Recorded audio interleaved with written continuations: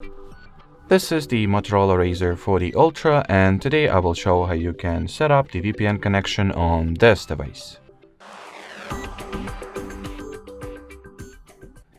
So firstly, you will need to download and install the free third-party app that is called TurboVPN. So let me quickly do that.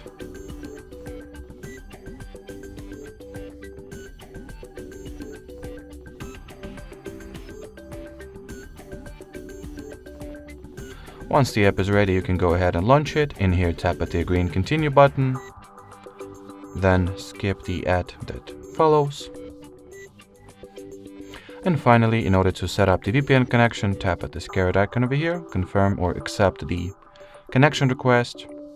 Wait a few seconds then.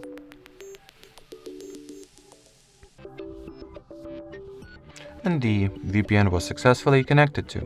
While at it, you can change the server.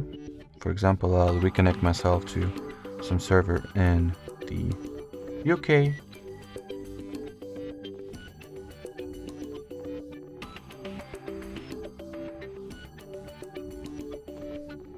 And if you would like to turn the VPN off, hit this cross icon over there, choose the disconnect option, and that will be so. Thanks for watching, thanks for your attention, and bye bye.